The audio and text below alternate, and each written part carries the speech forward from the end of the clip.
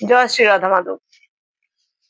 শ্রীমদ্ ভাগবত গীতার জ্ঞান অর্জনের মধ্য দিয়েই আমরা অনন্য ভক্তিপথে অগ্রসর হতে পারি এবং ভগবান শ্রীকৃষ্ণের শরণাগত হতে পারি। ভগবান শ্রীকৃষ্ণ তার মুখনিসৃত বাণী প্রদান করে জগৎবাসীকে উপদেশ দিয়ে গিয়েছিলেন অনন্য ভক্তি সহকারে ভগবানের শ্রীচরণের আত্মসমর্পণ করলে বা ভগবানের চরণে শরণাগত হলে তিনি তার ভক্তকে অতি সহজে কৃপা প্রদর্শন করেন। শ্রীমদ্ ভাগবত গীতার দ্বাদশ অধ্যায় ভক্তিযোগ অধ্যায়ে পরমেশ্বর ভগবান কৃষ্ণ প্রেম লাভের সহজ পন্থার নির্দেশ দিয়েছিলেন। তিনি বলেছেন, অনন্য ভক্তি একমাত্র পরমেশ্বরকে লাভের সহজ পন্থা বা সহজ পথ। এরপর ভগবান শ্রীকৃষ্ণের কাছে অর্জুন জানতে চাইলেন কোন প্রকার যোগী শ্রেষ্ঠ।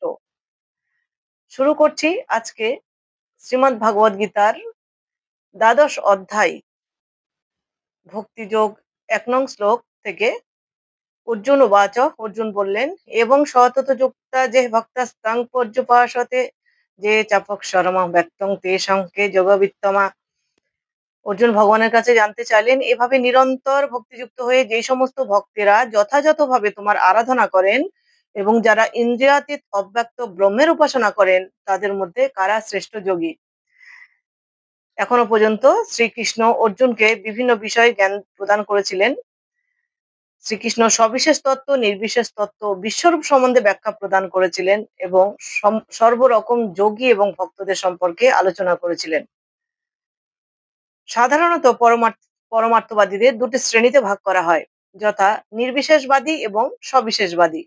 সবিশেষবাদী ভক্তরা তাদের সমস্ত শক্তি ভগবানের সেবায় নিযুক্ত করেন, অর্থাৎ ভগবানের শ্রীচরণে আত্মসমর্পণ করেন। নির্বিশেষবাদীরা ভগবানের সেবায় নিযুক্ত হলেও সরাসরি শ্রীকৃষ্ণের সেবা করেন না, তারা অব্যক্ত নির্বিশেষ ব্রহ্মের ধ্যানে মগ্ন হন। তাই ভগবান শ্রীকৃষ্ণ বললেন যে এই দুই প্রকার যোগীর মধ্যে যারা সবিশেষবাদী, অর্থাৎ যারা অনন্য ভক্তি সহকারে ভগবানের শ্রীচরণে আত্মসমর্পণ করে, তারাই অতি সহজে ভগবানের কৃপা লাভ করতে পারে, অর্থাৎ ভক্তিযোগী শ্রেষ্ঠ পন্থা। পরমেশ্বর ভগবানের কাছে অর্জুন জানতে চেয়েছেন কোন পথে ভগবান শ্রীকৃষ্ণকে অতি সহজেই পাওয়া যায়। তাই ভগবান শ্রীকৃষ্ণ অর্জুনকে বললেন, ভক্তিযোগী ভগবানকে পাওয়ার সর্বশ্রেষ্ঠ পন্থা। কারণ শ্রীমদ্ ভগবত গীতায় আমরা দেখে আসছি প্রথম থেকেই ভগবান ভক্তের অনন্য ভক্তি এবং প্রীতিকে সব থেকে বেশি পছন্দ করেন। অনন্য ভক্তি ও প্রীতি সহকারে ভগবানের শ্রীচরণে যা কিছু অর্পণ করা যায় ভগবান প্রীতি সহকারে তাই গ্রহণ করেন। তাই ভগবানকে লাভের একমাত্র সহজ পন্থাই হলো ভক্তিযোগ, অনন্য ভক্তি। শ্রী ভগবান উবাচ, ভগবান বললেন, মজ্জাবেশ্য মনোজেমাং নিত্য যুক্ত উপাসতে শ্রদ্ধায় পরয়পেতাস্তে মে যুক্ত তমামতা। যারা তাদের মনকে আমার সবিশেষ রূপে নিবিষ্ট করেন এবং অপ্রাকৃত শ্রদ্ধা সহকারে নিরন্তর আমার উপাসনা করেন, আমার মতে তারাই সর্বশ্রেষ্ঠ যোগী। অর্জুনের প্রশ্নের উত্তরে ভগবান নিজের মুখনিসৃত বাণী প্রদান করেছিলেন। তিনি বলেছিলেন, যার মন তার সবিশেষ রূপে আবিষ্ট এবং শ্রদ্ধা ও ভক্তি সহকারে যিনি ভগবানের উপাসনা করেন, তিনি সব থেকে শ্রেষ্ঠ যোগী। এভাবে যিনি সর্বদাই ভগবানের ধ্যানে মগ্ন থাকেন, এই জড় জাগতিক মোহ বন্ধন তাকে আবদ্ধ করতে পারে না। তিনি সর্বকিছুর ঊর্ধ্বে, তিনি ভগবত ধামে অনায়াসে পৌঁছাতে পারেন।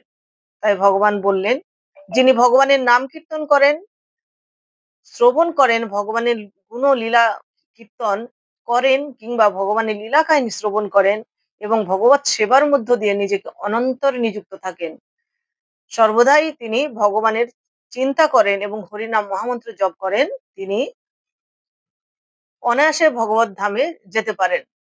শুধু ভগবান সেবা নয়, ভগবানের উদ্দেশ্যে যে কোনো কর্ম সম্পাদন করলেই অনায়াসে ভগবানের কৃপা লাভ করা যায়।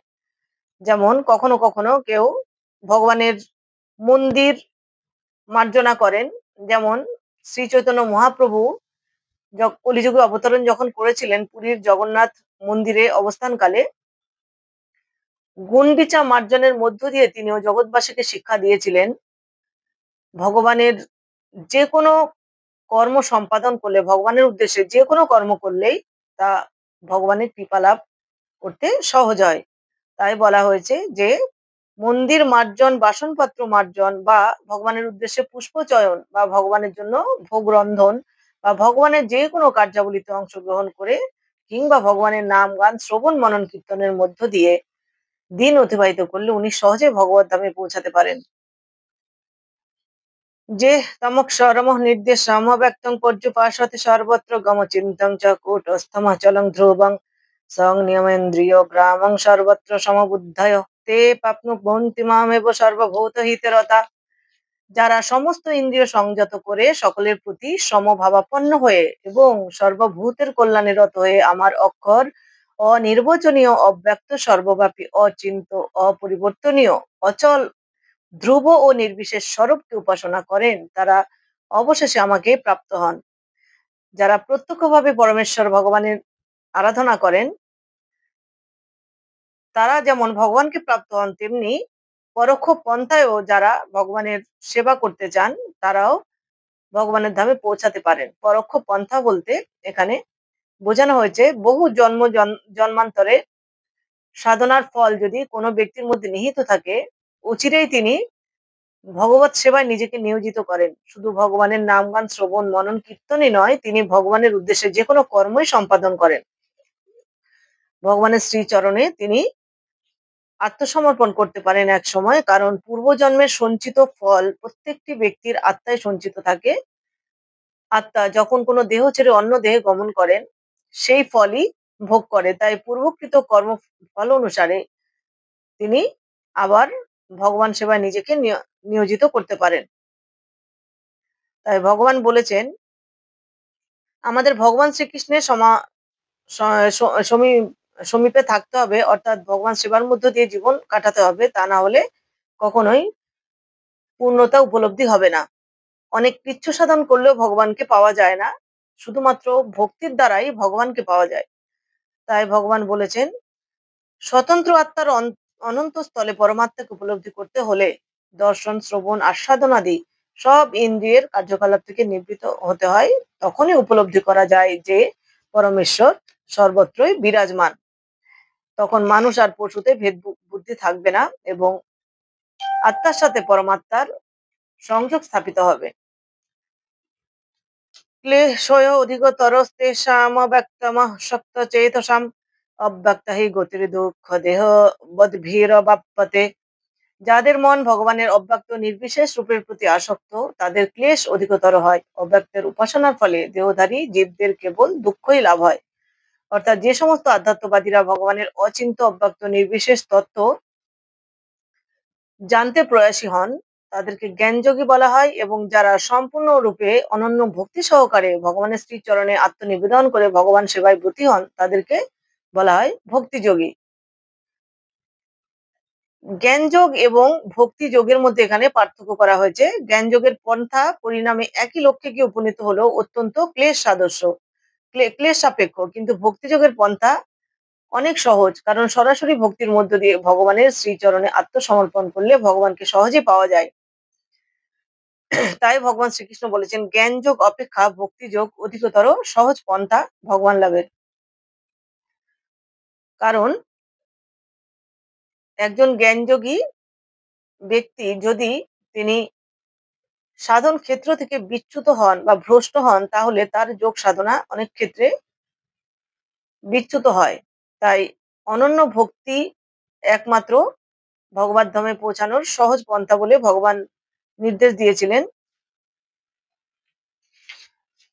যারা আধ্যাত্ম উপলব্ধির জন্য নির্বিশেষবাদের পন্থা অবলম্বন করেন তারা ভগবান সেবায় ব্রতী হতে তাদের অনেক ক্লেশ সাধ্য কর্ম করতে হয়, অর্থাৎ তাদের ভগবত সেবায় ব্রতী হওয়া অনেক কঠিন। তাই ভগবান শ্রীকৃষ্ণ বলেছেন প্রথমে পারমার্থিক জ্ঞান লাভ করতে হবে, পারমার্থিক জ্ঞান লাভের মধ্য দিয়ে ভগবানের স্বরূপ জানতে হবে। ভগবানের স্বরূপ জানলে অচিরেই আত্মার সাথে পরমাত্মার মিলন ঘটবে। কারণ নির্বিশেষবাদীরা সরাসরি ভগবান সেবায় ব্রতী হন না, তারা অচিন্ত ব্রহ্মের উপাসনা করেন। তাই তারা যদি যোগভ্রষ্ট হন তাহলে পরমেশ্বর ভগবানকে লাভ করা তাদের দুরূহ কাজ বলে ভগবান শ্রীকৃষ্ণ উপদেশ দিয়েছেন।